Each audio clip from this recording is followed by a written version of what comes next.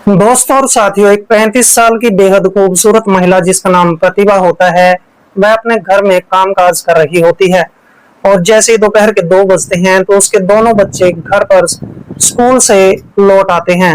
दोनों बच्चे अपनी माँ को कहने लगते हैं कि माँ, हमें स्कूल की फीस भरनी है और कल जो है हमें स्कूल की फीस जरूर से जरूर देनी है। तभी प्रतिभा अपने दोनों बच्चों को कहने लगती है कि कोई बात नहीं, कल तुम्हारी फीस दे दी जाएगी। और दोस्तों, जैसी शाम होती है तो शाम के समय ये महिला प्रतिभा एक पास में ही एक लड़का रहता था जिसका नाम नीतीश कुमार होता है, उससे पैसे उधार लेने के लिए उसके घर पे चली जाती है। अब जैसे ही प्रतिभा नीतीश कुमार के घर पर पहुंचती है तो कहने लगती है कि नीतीश जी, मुझे 10,000 रुपयों की सख्त जरूरत है और तुम मुझे 10,000 रुपये दे दो, अगले महीने मैं तुम्हें लौटा दूंगी। अब नीतीश कुमार हंसते मुस्कुराते हुए प्रतिभा को कहने लगता है कि कोई बात नहीं, तुम 10,000 रुपये तो ले जा सकती हो, लेकिन अब मुझे ये बताओ कि मैं तुमसे मिलने के लिए कब आऊं। अभी प्रतिभा मुस्कुराते हुए कहने लगती है कि आज रात तुम मुझसे मिलने आ जाना। और दोस्तों, इसके बाद जैसे ही रात के 9 बजे का समय हो जाता है तो प्रतिभा अपने दोनों बच्चों को खाना खिलाती है और इसके बाद दोनों बच्चे सो जाते हैं। जैसे ही रात के तकरीबन 10 बजे का समय होता है तो प्रतिभा के घर पे के दरवाजे पर दस्तक होती है। और जैसे ही प्रतिभा दरवाजा खोलती है तो देखती है कि उसके घर के सामने नीतीश कुमार खड़ा होता है। अब प्रतिभा मुस्कुराते हुए हंसते हुए उस नीतीश को अपने घर के अंदर आने देती है। दोस्तों, इसके बाद इस घने अंधेरी रात के अंदर और इस घर के अंदर नीतीश कुमार और प्रतिभा के बीच क्या होने वाला है, बहुत ही हैरत अंगेज और दिलचस्प कहानी है। दोस्तों, कहानी में आगे बढ़ने से पहले बस केवल आपसे वही एक रिक्वेस्ट है कि आप अपने इस चैनल को सब्सक्राइब कर ले और वीडियो को एक लाइक कर दे।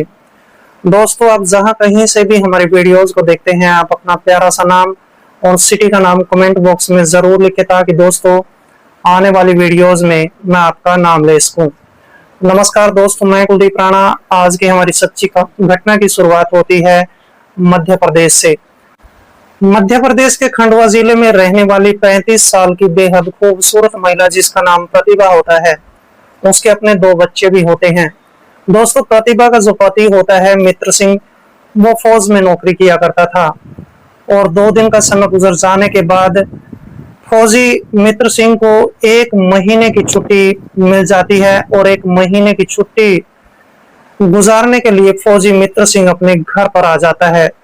फौजी मित्र सिंह को लगभग 1 साल के बाद 1 महीने की छुट्टी मिली थी। अब फौजी मित्र सिंह सोचने लगता है कि क्यों न मैं अपने बच्चों के साथ 1 महीने की जो छुट्टियां हैं वो हंसी खुशी से गुजारूं। लेकिन दोस्तों, जो मित्र सिंह की पत्नी होती है प्रतिभा, वो अपने पति के आने पर उतनी खुश नहीं होती है जितने बच्चे खुश होते हैं।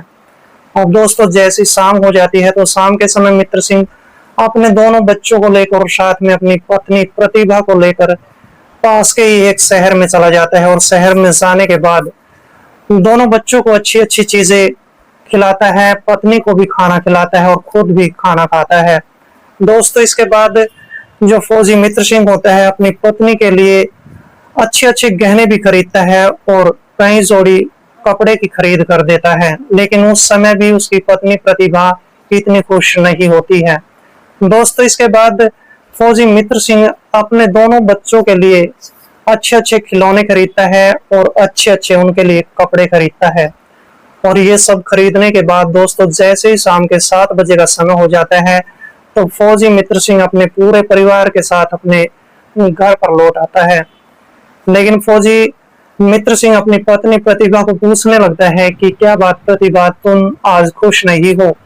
जब से मैं आया हूँ तब से मैं तुम्हें देख रहा हूँ, तुम्हारे चेहरे पर खुशी नहीं है। प्रतिभा झूठ बोलकर खुश होते हुए उसको कहने लगती है कि ऐसी कोई भी बात नहीं है, आज मैं बेहद खुश हूँ। और देखते ही देखते दोस्तों, तकरीबन रात के 8 बजे का समय हो जाता है। उसी समय दोस्तों, फौजी मित्र सिंह का एक दोस्त होता है जिसका नाम नीतीश कुमार होता है, वो उसके घर पर पहुंच जाता है। नीतीश कुमार अपने दोस्त मित्र सिंह से मिलता है और उसके साथ बैठकर 1 घंटे तक लगातार बातचीत करता है। दोस्तों, इसी बीच फौजी की पत्नी प्रतिभा इन दोनों के पास आती है और हंसते मुस्कुराते हुए नीतीश को कहने लगती है कि मैं तुम्हारे लिए खाना तैयार कर देती हूँ। तभी नीतीश कुमार कहने लगता है कि मेरा दोस्त 1 साल बाद फौज से छुट्टी लेकर आया है और आज हम जो है एक अच्छी सी पार्टी करने वाले हैं। और इस तरह से ये दो बातें कहने के बाद नीतीश कुमार और फौजी मित्र सिंह उसी समय नीतीश कुमार की मोटरसाइकिल लेकर पास के ही शहर में फिर से जाते हैं और वहां से कुछ खाने पीने का सामान खरीदते हैं और अच्छी सी शराब की 2 बोतलें भी खरीदते हैं। और इतना सामान खरीदने के बाद ये दोनों फिर से अपने फौजी मित्र सिंह के घर पर वापस आ जाते हैं और फिर बैठकर पार्टी करने लगते हैं। तकरीबन 1 घंटे तक दोनों जमकर शराब पीते हैं। जब दोनों को काफी गहरा नशा हो जाता है तो नशे की हालत में फौजी मित्र सिंह अपने दोस्त नीतीश कुमार को कहने लगता है कि नीतीश कुमार तुम्हें बहुत ज्यादा चढ़ चुकी है, तुम्हें काफी ज्यादा नशा हो चुका है, मैं तुम्हें तुम्हारे घर पर जो है छोड़ कर आता हूँ। नीतीश कुमार वहां पर ज्यादा नशा होने की एक्टिंग करने लगता है और कहने लगता है कि दोस्त तुम मुझे मेरे घर पर छोड़कर आ जाओ। तभी वहां पर दोस्तों मित्र सिंह की पत्नी प्रतिभा अब चुपके से नीतीश कुमार के पास आती है और उसको इशारा करती है और अपने पास बुला लेती है और कहने लगती है कि आज रात तुम जो है मेरे घर पर जरूर आना। और दोस्तों इसके बाद नीतीश कुमार को लेकर फौजी साहब नीतीश कुमार के घर पर पहुंच जाता है और घर पर पहुंचने के बाद फौजी मित्र सिंह को भी काफी ज्यादा नशा हो चुका होता है। नीतीश कुमार अपने दोस्त मित्र सिंह को कहने लगता है कि मित्र सिंह आज हम जो है हम इसी घर में सो जाते हैं, जैसे ही सुबह होगी तो तुम अपने घर पर चले आना। लेकिन वहां पर मित्र सिंह कहने लगता है कि नहीं, मुझे घर पर जरूर जाना है, मेरी पत्नी मेरा इंतजार कर रही है। लेकिन जैसे ही फौजी वहां से चलने लगता है तो तुरंत लड़खड़ाते हुए गिर जाता है और फिर नीतीश कुमार अपने दोस्त फौजी को कहने लगता है कि तुम यहीं पर लेट जाओ और सुबह चले जाना। और इसके बाद फौजी मित्र सिंह अपने उस कमरे में एक बिस्तर लगवाता है और चैन की नींद सोने लगता है। दोस्तों जैसे ही रात के तकरीबन 12 बजे का समय हो जाता है तो फिर नीतीश कुमार वहां से चुपके से उठता है और फिर अपनी मोटरसाइकिल लेकर फिर से उस मित्र सिंह के घर पर पहुंच जाता है। और मित्र सिंह के घर पर पहुंचने के बाद घर के दरवाजे पर दस्तक देना शुरू कर देता है। दोस्तों जैसे ही फौजी की पत्नी प्रतिभा दरवाजे पर दस्तक को सुनती है तो वह तुरंत दरवाजा खोल देती है और देखती है कि नीतीश कुमार वहां पर खड़ा हुआ था। नीतीश कुमार को देखकर प्रतिभा बहुत खुश हो जाती है और फिर दोस्तों कुछ देर तक ये दोनों दरवाजे पर ही बातचीत करते हैं और फिर इसके बाद प्रतिभा नीतीश कुमार को लेकर सीधे ही अपने कमरे में चली जाती है। और कमरे में जाने के बाद दोस्तों 1 घंटे का समय गुजर जाता है और फिर इसके बाद नीतीश कुमार यहाँ से अच्छे तरीके से निकलता है और अपने घर पर वापस लौट जाता है। दोस्तों इसके बाद सुबह हो जाती है। जैसे ही सुबह होती है तो सुबह के समय फौजी मित्र सिंह जैसे ही उठता है तो देखता है कि वह तो अपने दोस्त के घर पर ही सोया हुआ था। इसके बाद दोस्तों फौजी अपने घर पर वापस आता है और अपनी पत्नी को कहने लगता है कि कल रात जो है हमने काफी ज्यादा पी ली थी, जिसके कारण मुझे काफी नशा हो गया था और मैं वहां पर रुक गया था।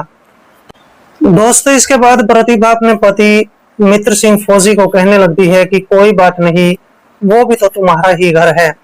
और इस तरह से दोस्तों थोड़ा समय गुजर जाने के बाद देखते ही देखते फौजी की पत्नी प्रतिभा को जोर जोर से उल्टियां लगना शुरू हो जाती हैं।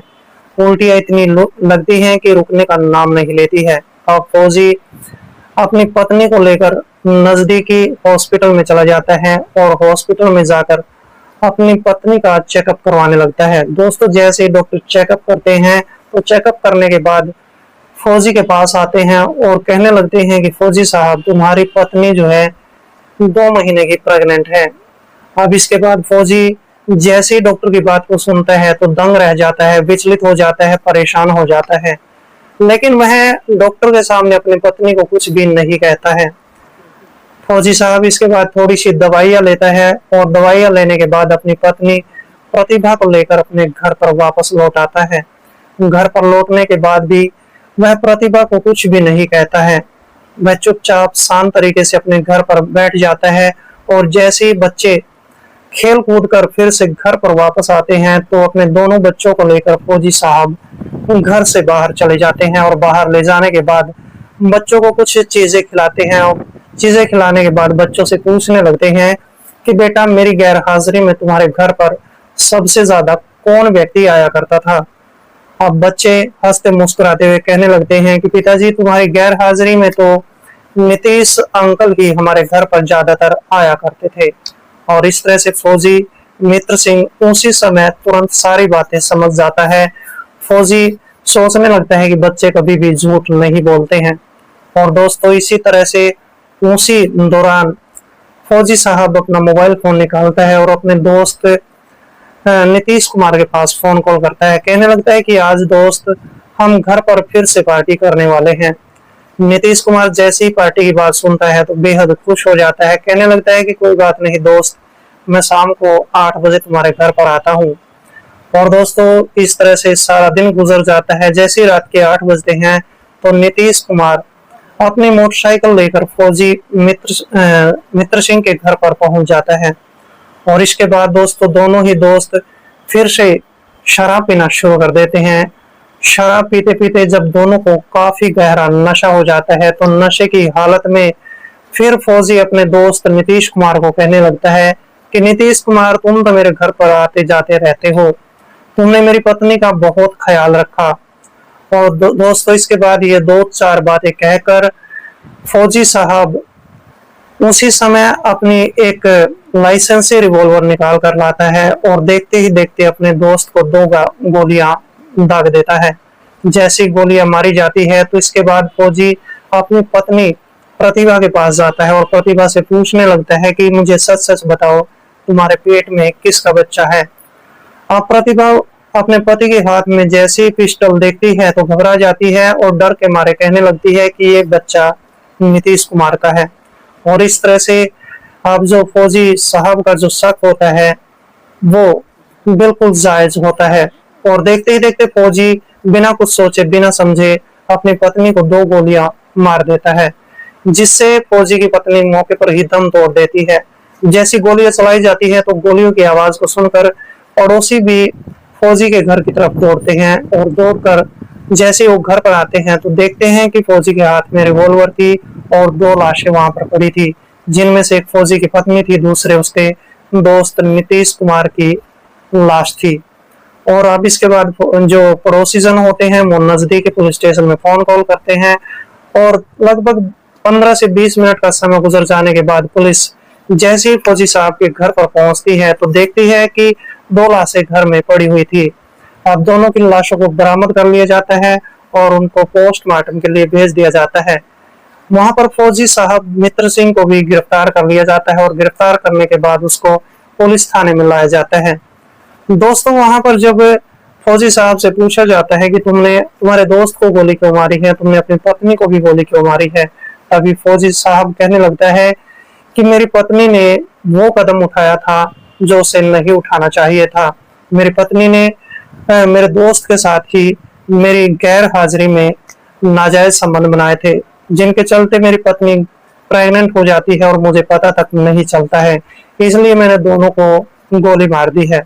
और इसके बाद दोस्तों, पुलिस जब फौजी साहब की सारी बातों को सुन लेती है तो ये सुनने के बाद पुलिस जो है एक चार्जशीट तैयार करती है और इसके बाद फौजी साहब पर एक मुकदमा दायर कर दिया जाता है। तकरीबन कई महीने गुजरने के बाद जज साहब फौजी साहब को उम्र कैद की सजा सुना देते हैं।